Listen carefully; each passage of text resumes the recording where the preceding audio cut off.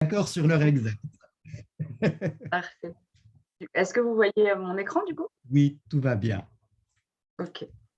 Alors, bienvenue à tous ceux qui nous rejoignent. On va pouvoir commencer. Euh, Ma collègue Sandrine Favre et moi-même travaillons comme ingénieurs pédagogiques pour EduDL+, qui est le service de pédagogie universitaire d'Unidistance. Et nous allons vous présenter un modèle qu'utilisent toutes les équipes enseignantes d'Unidistance pour scénariser leurs cours, qu'ils soient hybrides ou complètement en ligne.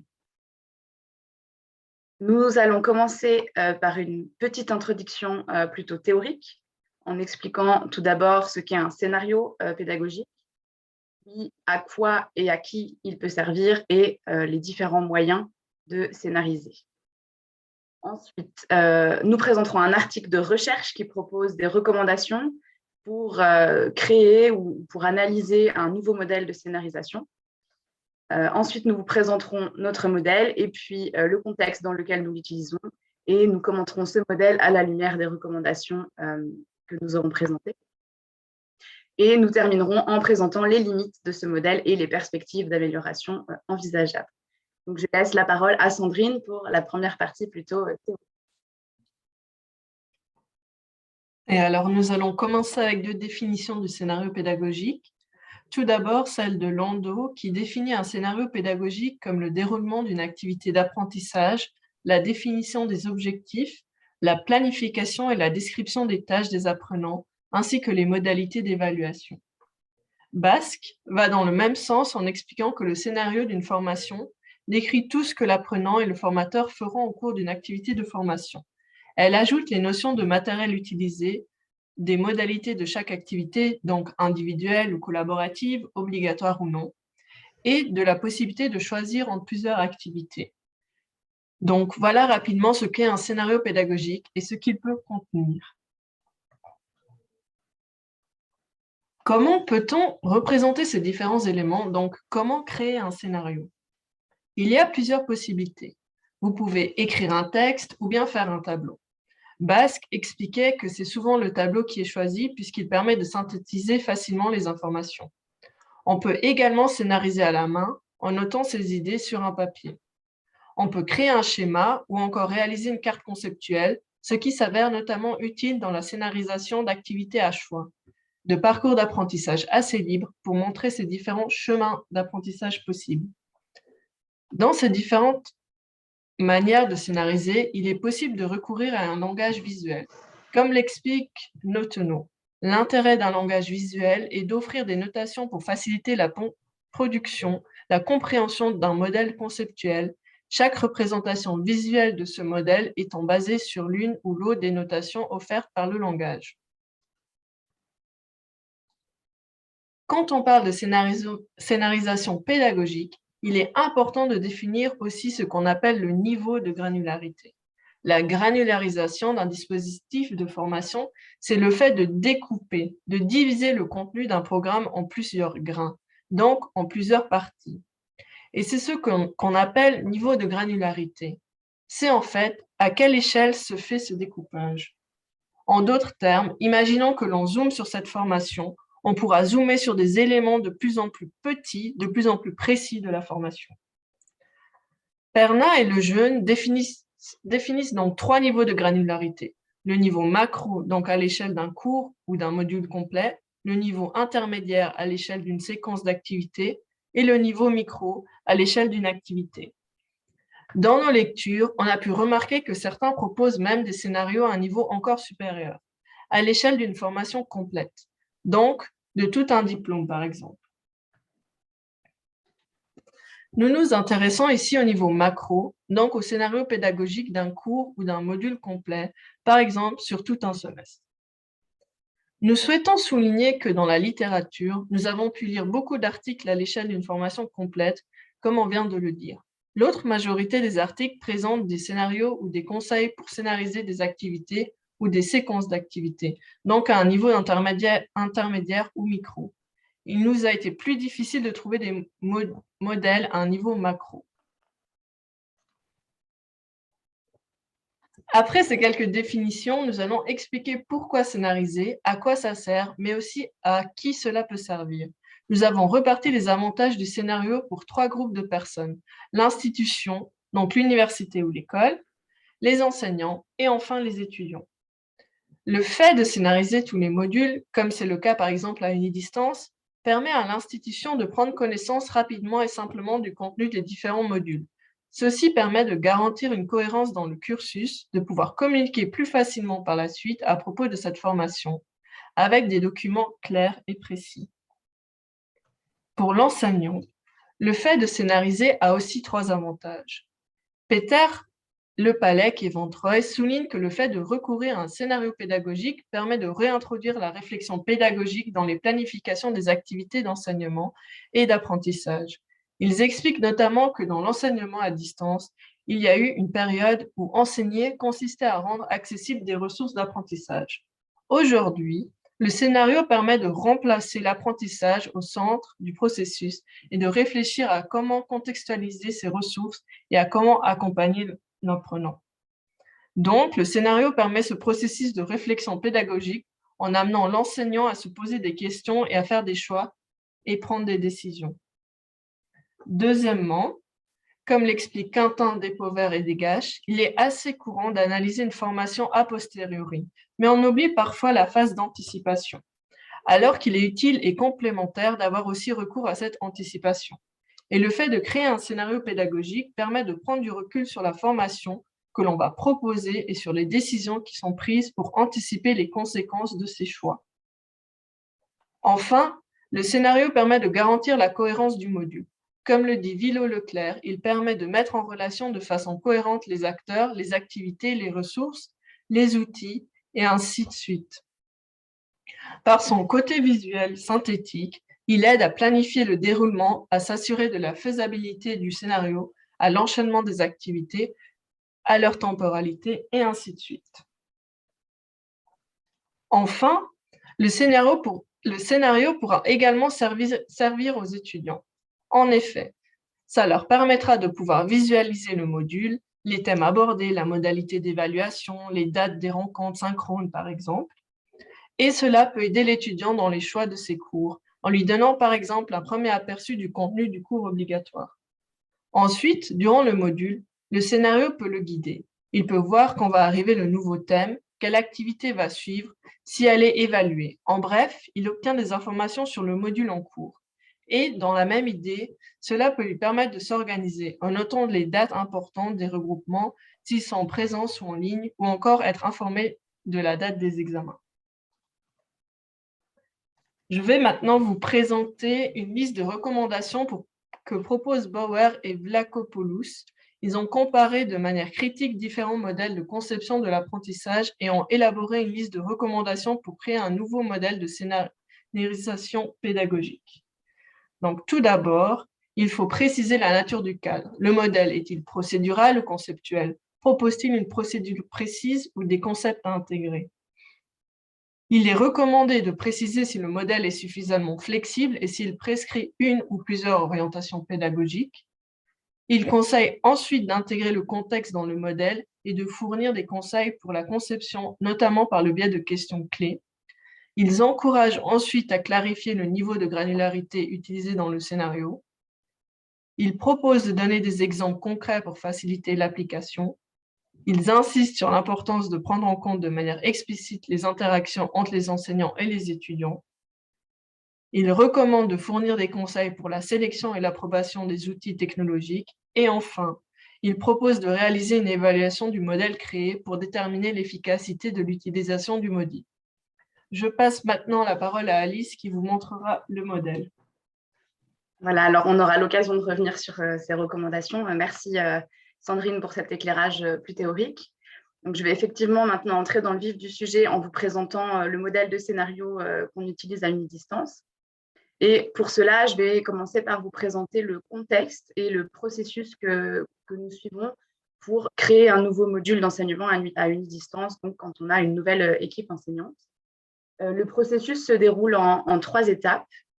On a tout d'abord une première rencontre avec l'équipe enseignante où on va présenter les documents pédagogiques que nous utilisons à unidistance, à savoir donc le scénario pédagogique, qui est toujours accompagné de ce qu'on appelle le fact sheet, qui est en fait un document qui propose les objectifs pédagogiques du cours, où il y aura toutes les informations administratives. Donc, on aura le nom, le mail de l'enseignant, de l'assistant. On va avoir le nombre de crédits du cours, voilà, toutes ces informations-là. Et puis, on aura aussi des informations plus détaillées que celles qu'on trouvera dans le scénario pédagogique. Donc, par exemple, les dates des classes virtuelles, le détail des activités, donc le type de feedback, le type d'encadrement. On va proposer une estimation du temps de travail. Donc, voilà, toutes ces informations-là en plus.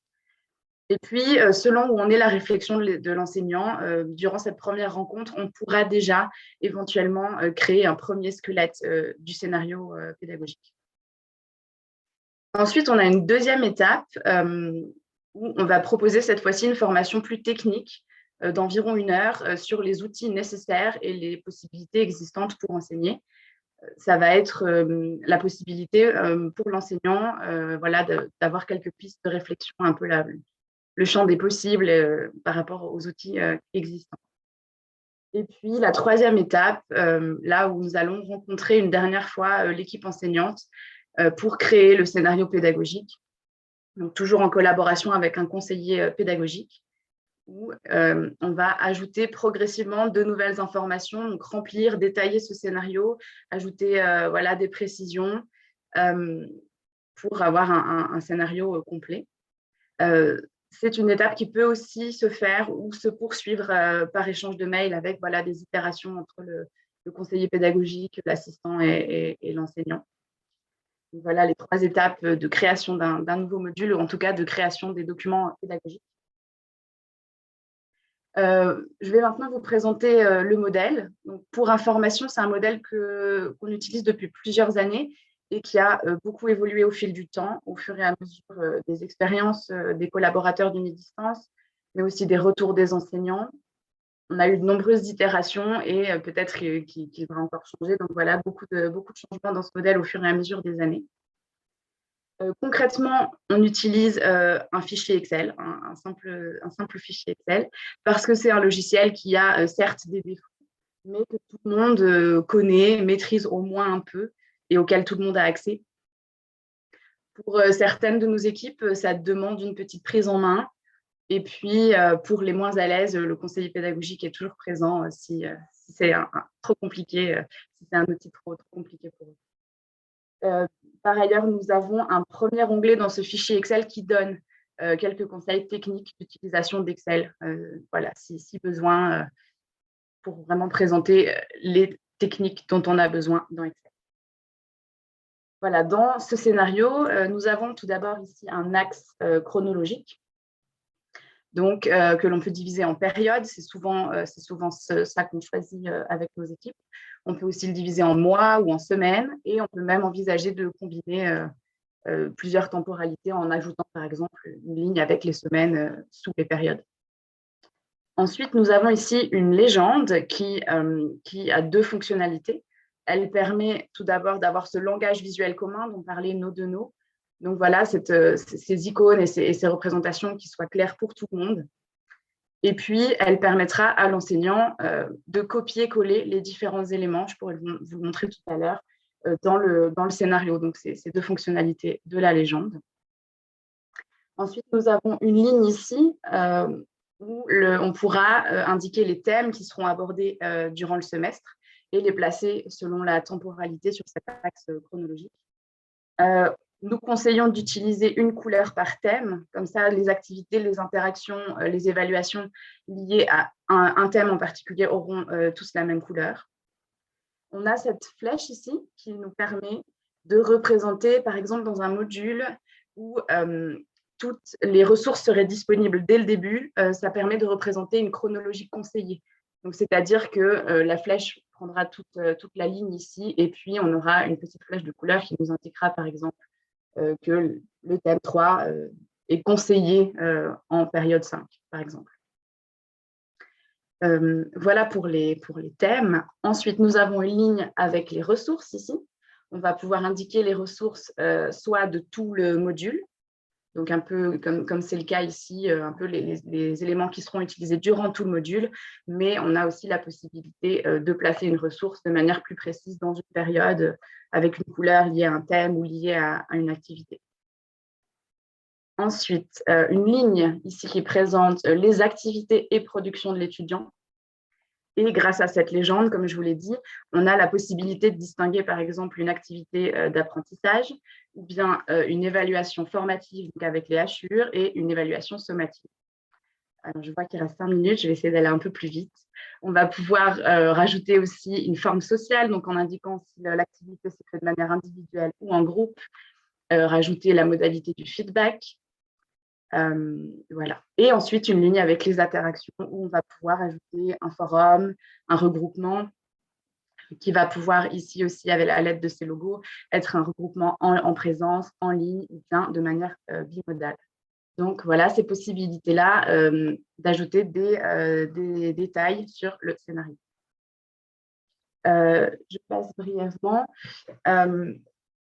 Vous allez avoir à disposition ce fichier Excel dans lequel nous avons mis plusieurs exemples de scénarios. Donc, vous pourrez aller consulter ça et voir. On a mis 8 exemples donc, authentiques de scénarisation avec à chaque fois quelques questions de découverte du scénario. Donc, on va par exemple vous poser une question sur combien y a-t-il d'évaluations sommatives dans ce scénario, et puis une question d'appropriation où vous pourrez essayer d'aller modifier des choses dans le scénario. Donc, l'idée est vraiment d'essayer de s'approprier ce scénario.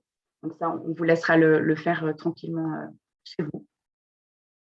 Dans ce fichier Excel, on a aussi ici quelques questions clés justement qui encouragent à l'appropriation et pour compléter ce scénario avec en fait en gros les questions que l'on pose à l'oral quand on le fait avec nos enseignants.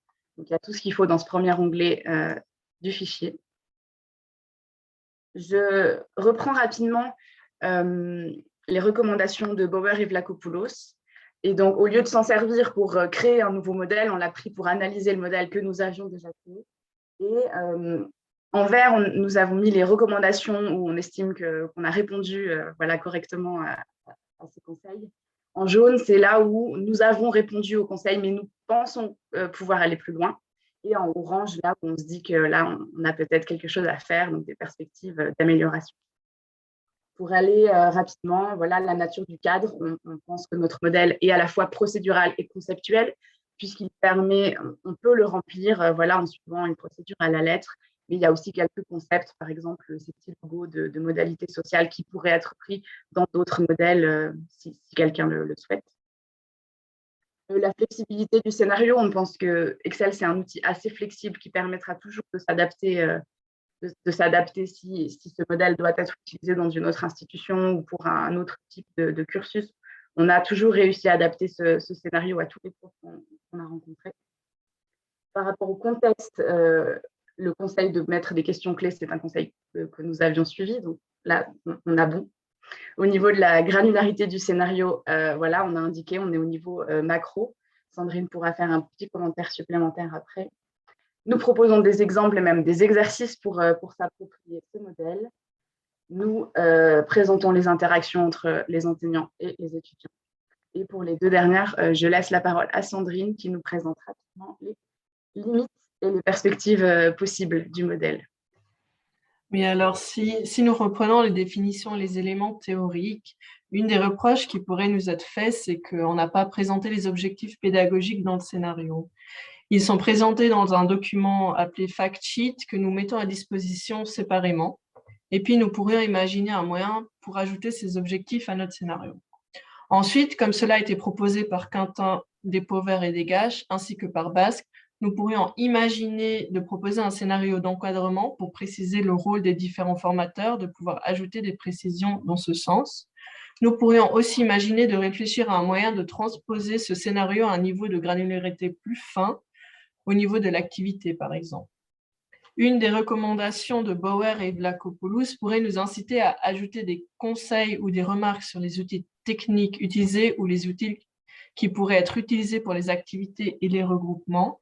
Une autre perspective essentielle serait d'évaluer ce modèle. En effet, nous l'avons testé auprès de tous nos enseignants, nous l'avons présenté à plusieurs autres institutions lors de conférences, mais il pourrait être intéressant d'évaluer concrètement comment il est utilisé, comment il est perçu, compris par nos enseignants, par nos étudiants et aussi dans les autres institutions. Et enfin, c'est un projet un peu lointain que nous aurions de développer un outil spécifique à l'utilisation de ce modèle qui permettrait d'utiliser un autre outil que Excel. Comme ça, l'outil sera plus simple et ce sera plus facile de se concentrer sur les aspects pédagogiques au lieu de techniques. Et pour terminer, nous voulions vous partager 2 liens. Ce sont des articles du blog et du DL. Le premier récapitule les éléments importants de notre modèle de scénarisation et propose toujours la dernière version du modèle. Et puis, si ce type de scénario vous plaît, nous avons également créé un modèle pour scénariser une classe virtuelle. Voilà, nous sommes arrivés à la fin de notre présentation. Place aux questions. Voilà, donc Merci. l'article ici, avec toujours le scénario ici. Voilà, pardon Nicolas. Mais merci beaucoup. À nouveau, des applaudissements dans la salle. Merci à Alice Thuur et Sandrine Favre. Je m'excuse, je ne vous avais pas présenté. Je pensais que seule Alice Thuur présente.